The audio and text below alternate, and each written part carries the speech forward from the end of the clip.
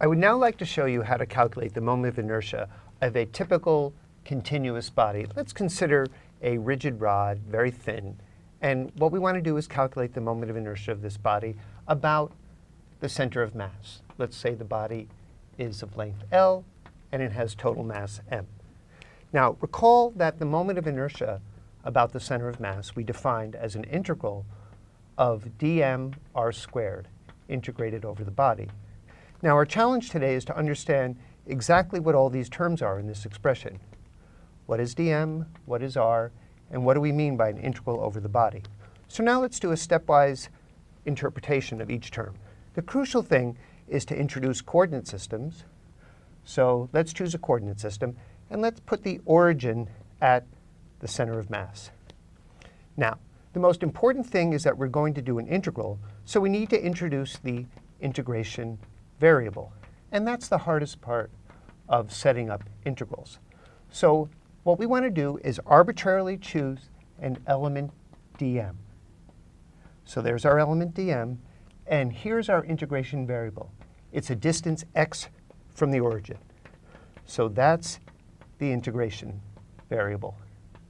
Now, there's two things when we set up the integral. R is equal to that integration variable. R is abstract in this expression, but in this concrete realization, it is the integration variable. The second place the integration variable shows up is in dm. dm is the mass in this small element, but if we want to express that in terms of our integration variable, we have to express it in terms of the differential length dx.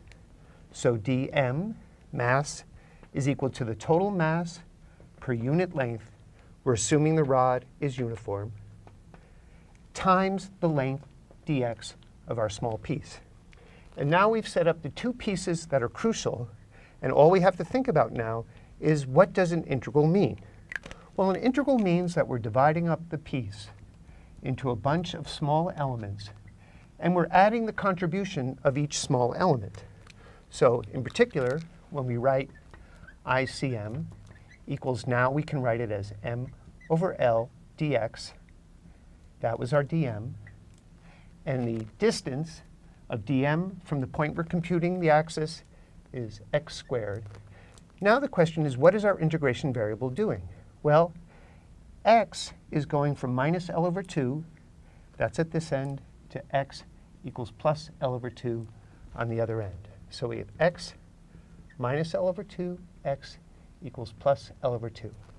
And now we've set up the integral for the moment of inertia, and the rest is just doing an integral. Recall that the integral of dx, x squared, is x cubed over 3. And so this integral then simply becomes ICM equals m over L, x cubed over 3, evaluating from the limits minus L over 2 to x equals plus L over 2. Again, when you evaluate the limits, what we get is m over L. We have to put in L over 2 cubed divided by 3 minus L over 2 cubed divided by 3. And that's 1 over 2 cubed is an eighth. Divide by a third, that's a 24th. 24th minus 24th is a 12th. And so what we get for ICM is m over L, a 12th L cubed, or 1/12 m L squared, is the moment of inertia about the center of mass of our rigid rod. And this is a measure of how the mass is distributed about this axis.